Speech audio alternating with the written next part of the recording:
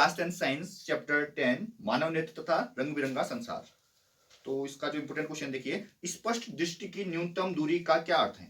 ठीक है, तो स्पष्ट दृष्टि की न्यूनतम दूरी क्या होती है? यदि वस्तु नेत्र के बहुत अधिक समीप हो, ठीक है, तो वह स्पष्ट नहीं दिखाई देती। जैसे कि आप देखेंगे, आप किसी चीज को, अपनी कॉपी को या अपनी किताब को गौर से, मतलब बहुत पास से, मतलब नजदीक से देखेंगे तो आपको साफ नहीं दिखाएगा। ठीक है, साफ नहीं दिखता है। अतः वह निकटतम बिंदु जिस पर स्थित वस्तु को नेत्र अपनी अधिकतम समंजन क्षमता लगाकर स्पष्ट देख सकता है, नेत्र की निकट बिंदु कहलाता है। ठीक है, तो नेत्र के निकट बिंदु तक की दूरी स्पष्ट दृष्टि की न्यूनतम दूरी कहलाती है, ऐसा बोलेंगे आप, है ना। सामान्य नेत्र के लिए यह दूरी 25 सेंटीमीटर होती है। ठीक है, तो 25 सेंटीमीटर की दूरी पर आपको साफ दिखता है। जैसे कि देखो, मैं ऐसे पढ़ रहा हूँ, ठीक है, तो ये लगभग 25 सेंटीमीटर की दूरी होगी। ठीक है, अब मैं बहुत पास कर लेता हूँ, मान लेता हूँ उसको, ऐसे कर लेता हूँ, तो मेरे को कुछ नहीं दिख रहा है। और बहुत दूर भी कर लूंगा तो तब भी मेरे को नहीं दिखेगा, बहुत दूर से मेरे को नहीं दिखेगा। क्लियर है? तो ये क्या है? स्पष्ट दृष्टि की न्यूनतम दूरी है कि उस दूरी पर आपको क्या होगा, क्लियरली दिखेगा। वह न्यूनतम दूरी है ना, जहां पर क्या होगा, जिस पर अगर वस्तु को रखेंगे तो नेत्र अपने अधिकतम समंजन क्षमता लगाकर स्पष्ट दिखाई देगा। निकटतम बिंदु बोलेंगे, और नेत्र से निकट बिंदु तक की दूरी को क्या बोलेंगे? स्पष्ट दृष्टि की न्यूनतम दूरी। ठीक है, अब आगे है अबिंदुता किसे बोलते हैं। तो अबिंदुता क्या होता है? एक ऐसा दोष होता है जिससे ग्रसित मानव नेत्र क्षैतिज तथा ऊर्ध्वाधर रेखाओं को एक साथ फोकसित नहीं कर पाता। जो क्षैतिज तथा ऊर्ध्वाधर, क्षैतिज मतलब सीधी, ऊर्ध्वाधर मतलब खड़ी। ठीक है, जो रेखाएं होंगी उनको एक साथ फोकसित नहीं कर पाता है वो। यह दोष कॉर्निया की सतह में अनियमितता होने तथा उसके पूर्ण गोलीय न होने के कारण होता है। क्यों, क्या रीजन होता है इसका? कॉर्निया की सतह में अनियमितता, सतह मतलब अनियमित हो रही है और पूर्ण गोल नहीं है, कॉर्निया जो है पूरा गोल नहीं है, ऐसा बोल रहे हैं। तब ऐसा होता है, इस कारण कॉर्निया के भिन्न भिन्न बिंदुओं पर वक्रता में भिन्नता उत्पन्न हो जाती है। ठीक है, अलग अलग बिंदु पर भिन्नता उत्पन्न हो जाएगी। इस दोष के कारण किसी एक दिशा की रेखाओं तो भली भांति फोकसित हो जाती है, परंतु उसके लंबवत दिशा की रेखाएं ठीक ठीक फोकसित नहीं हो पाती हैं। ठीक है, एक दिशा दिखेगी, लंबवत नहीं दिखेगी आपको। आजकल इस दोष का निवारण सिलेंड्रिकल लेंस का प्रयोग करके, सिलेंड्रिकल बोले तो बेलनाकार लेंस का प्रयोग करके आप इसका निवारण कर सकते हैं। समझ में आया बिंदुकता? अब देखिए, इंपोर्टेंट क्वेश्चन है, कांच के प्रिज्म द्वारा श्वेत प्रकाश का विक्षेपण कितने वर्णों में होता है? ठीक है, तो कांच के प्रिज्म द्वारा श्वेत प्रकाश का विक्षेपण 7 रंगों पर होता है। ठीक है, आप जानते हो, बैगनी हो गया, जामुनी हो गया, आसमानी हो गया, हरा हो गया, पीला हो गया, नारंगी हो गया और लाल हो गया। ठीक है, बेनिया फिनाल आप जानते हैं, और विबग्योर इंग्लिश में आप बोल सकते हो, है ना। अगला क्वेश्चन है, प्रकाश के विक्षेपण से आप क्या समझते हैं? स्पेक्ट्रम के किस रंग का विचलन सबसे कम तथा किसका सबसे अधिक होता है? ठीक है, तो जब सूर्य की श्वेत प्रकाश की किरण किसी प्रिज्म से गुजरती है तो वह अपने मार्ग से विचलित होकर विभिन्न रंगों की किरणों में विभाजित हो जा रही है। ठीक है, जब क्या हो रहा है, सूर्य का प्रकाश, सूर्य से श्वेत प्रकाश की किरण आ रही है और वो प्रिज्म से होते हुए गुजर रही है, तो क्या होगा, वो अपने मार्ग से विचलित हो जाएगी, थोड़ा सा हट जाएगी, है ना। तो वो विभिन्न रंगों में विभाजित हो जाएगी। श्वेत प्रकाश किरणों का अपने अवयवी रंगों की प्रकाश किरणों में विभाजित होने का वर्ण विक्षेपण कहते हैं। ठीक है, स्पेक्ट्रम में लाल रंग का प्रकाश का विचलन सबसे कम होता है। सबसे कम विचलन किस रंग का होता है? लाल रंग का। और सबसे अधिक किसका होता है? बैंगनी रंग के प्रकाश का। ठीक है, विचलन सबसे कम किसका होगा? लाल रंग का, और सबसे अधिक किसका होगा? बैंगनी रंग का। अब है, प्रकाश का प्रकीर्णन किसे कहते हैं? स्वच्छ आकाश नीला क्यों प्रतीत होता है? तो बोलेंगे आप, बड़े आकार के अणुओं अथवा कोलाइडी कणों द्वारा प्रकाश के संचरण के मार्ग में उत्पन्न होने वाले परिवर्तन प्रकाश का प्रकीर्णन कहलाता है। तो प्रकाश का प्रकीर्णन किसे बोलेंगे? जैसे बड़े आकार के अणु होंगे या कोलाइडी कण होंगे, ठीक है, द्वारा प्रकाश के संचरण के मार्ग में उत्पन्न होने वाले परिवर्तन। ठीक है, तो प्रकाश आ रहे हैं, उसके रास्ते में मतलब ये जो चेंजेस लाएंगे तो उसी को क्या बोलेंगे? प्रकाश का प्रकीर्णन बोलेंगे। जब सूर्य का प्रकाश वायुमंडल से होकर गुजरता है, जब सूर्य का प्रकाश क्या आएगा? वायुमंडल में आएगा, वहां से गुजरेगा, तब वायु में विद्यमान सूक्ष्म कण नीले रंग के प्रकाश को लाल रंग के प्रकाश की तुलना में अधिक प्रकीर्णन कर देते हैं। ठीक है, क्योंकि नीले रंग के प्रकाश का क्या होता है? तरंग दैर्ध्य कम होता है, तो ये क्या कर देते हैं? नीले रंग के प्रकाश को लाल रंग के प्रकाश की तुलना में क्या कर देते हैं? अधिक प्रकीर्णन करती है। लाल मतलब नीले रंग का प्रकीर्णन अधिक होगा, कहने का इन शॉर्ट में। ठीक है, तो क्या हो जाता है, जिसकी वजह से हमको क्या दिखता है? नीले रंग का आकाश दिखता है। क्लियर है? अब अगला क्वेश्चन है, नेत्र की समंजन क्षमता से क्या अभिप्राय है? आंख की समंजन क्षमता किसे कहते हैं? ठीक है, तो आंख की समंजन क्षमता किसे बोलेंगे? जब नेत्र अनंत पर स्थित किसी वस्तु को देखता है तो नेत्र पर गिरने वाले समांतर किरणें नेत्र लेंस द्वारा रेटिना पर फोकसित होती है, ठीक है। तो हम कोई दूर मतलब किसी चीज को देख रहे हैं तो नेत्र पर गिरने वाली समांतर किरणें, वहां से जो आपके नेत्र में किरणें आएंगी वो नेत्र लेंस द्वारा रेटिना पर फोकसित होंगी, क्योंकि प्रतिबिंब आप जानते हो हमारा काम होता है रेटिना में बनता है, दृष्टिपटल पर, और नेत्र को वस्तु स्पष्ट दिखाई देगी।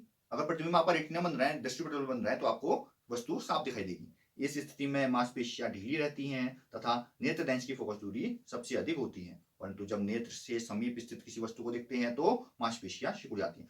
कहने का मतलब ये है, पास वाली वस्तु को देखेंगे तो मांसपेशियां सिकुड़ेंगी, और दूर वाली वस्तु को देखेंगे तो क्या होंगी, मांसपेशियां खुलेंगी या ढीली होंगी, ठीक है। देखो अगर आप पास की वस्तु को देखते हो तो आंख आपकी छोटी होंगी, देखो अपनी कॉप में देखो, ऐसे देखोगे तो आंखें छोटी हो रही है ना। अब दूर किसी वस्तु को देखो, समझ लो, दूर की वस्तु को, तो आंख खुलेंगी आपकी, है ना, हो रहा है नहीं हो रहा, तो यही बोलेंगे, तो मांसपेशियां ढीली हो रही है, कहने का मतलब ये है, और समीप वाले में क्या हो रहा है, मांसपेशियां सिकुड़ रही है। लेंस की पृष्ठों की वक्रता त्रिज्या को कम कर देती हैं, जिससे नेत्र की फोकस दूरी भी कम हो जाती है। अब आंखें छोटी होंगी तो फोकस दूरी भी कम हो जाएगी आपकी आंखों की, और वस्तु का स्पष्ट प्रतिबिंब फिर रेटिना बन जाएगा आपका। नेत्र की इस प्रकाश की जो फोकस दूरी में परिवर्तन हो रहा है उसे समंजन क्षमता बोलते हैं, ठीक है। तो शॉर्ट में बता देता हूं आपको, तो निकट तथा दूरस्थ सभी वस्तुओं को रेटिना पर फोकसित करने के लिए, निकट की वस्तु या दूर की वस्तु, सभी वस्तुओं को रेटिना पर फोकसित करने के लिए नेत्र लेंस की क्षमता में होने वाले अधिकतम परिवर्तन, जो ज्यादातर परिवर्तन होते हैं, उसी को क्या बोलते हैं, समंजन क्षमता, ठीक है। दोबारा बता रहा हूं, निकट या दूर की वस्तुओं को देखने के लिए आप क्या करोगे, उसको रेटिना फोकसित करोगे, तो रेटिना को फोकसित करने के लिए नेत्र की क्षमता में होने वाले अधिकतम परिवर्तन को नेत्र की समंजन क्षमता कहते हैं। स्वस्थ नेत्र की समंजन क्षमता 4 डायोप्टर होती है। क्या होता है, 4 डायोप्टर। कैसे पता चलता है 4 डायोप्टर होगा, देखो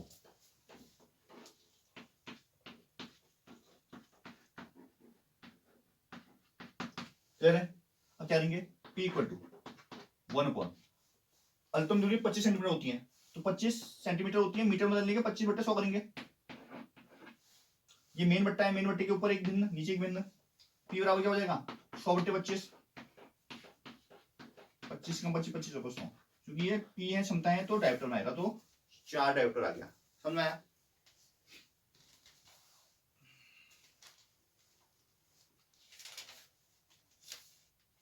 हाँ अब देखिए क्या बोल रहे हैं, प्रकाश की एक किरण प्रिज्म से होकर गुजरती है और पर्दे पर एक स्पेक्ट्रम प्राप्त होता है, ठीक है। श्वेत प्रकाश का स्पेक्ट्रम कैसे प्रदर्शित होगा, ऐसा पूछ रहा है, ठीक है। तो श्वेत प्रकाश का स्पेक्ट्रम कैसा होता है, देखो देखो प्रिज्म में, ठीक है, और उसमें से श्वेत प्रकाश की किरण निकल रही है, मान लीजिए ये श्वेत प्रकाश निकला,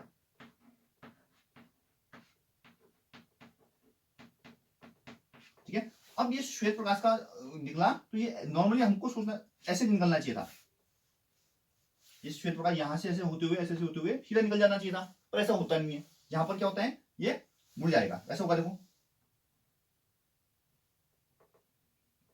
ये बहुत सारे वो होंगे, तो ये अलग अलग ऐसे ऐसे, मतलब अलग अलग कलर का ऐसे ऐसे करके घूम रहे, समझ आ नहीं आ रहा, सारे के सारे आ वहीं से रहे हैं, ये सब सारे यहीं से आ रहे हैं, ठीक है। तो ये अलग अलग कलर आएंगे, ठीक है। तो ऊपर से नीचे को लिखोगे तो आप, नीचे सबसे बैंगनी होगा, ऊपर क्या होगा, लाल होगा, तो ऊपर तो नीचे से कर दो ऊपर को, ठीक है, विबग्योर कर दो, V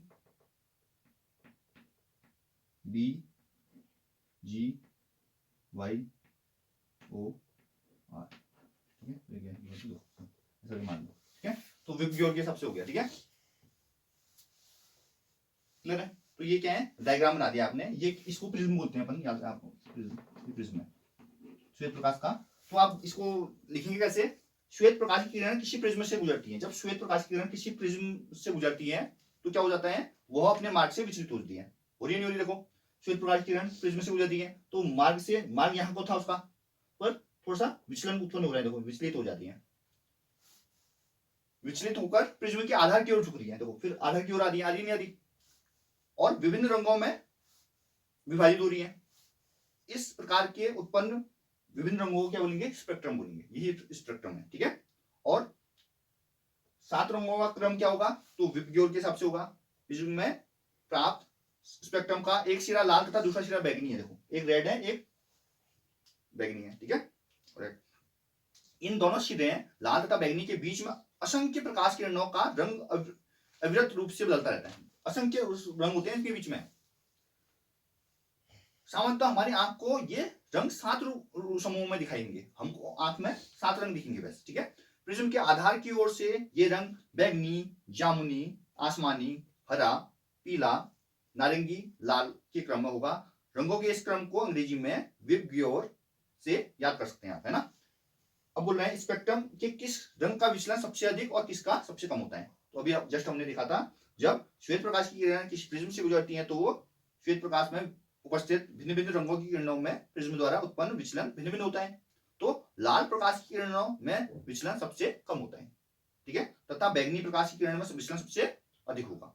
अन्य रंगों की किरणों में विचलन लाल व बैंगनी के बीच में होगा, बीच में, क्योंकि बैंगनी रंग की तरंगदैर्घ्य सबसे कम होगी, लाल रंग की तरंगदैर्घ्य सबसे अधिक होगी, याद रखिएगा, ठीक है। कहने का मतलब जिसका विचलन कम उसकी तरंगदैर्घ्य ज्यादा। लाल का विचलन कम होता है, तरंगदैर्घ्य लाल की क्या होती है, ज्यादा होती है।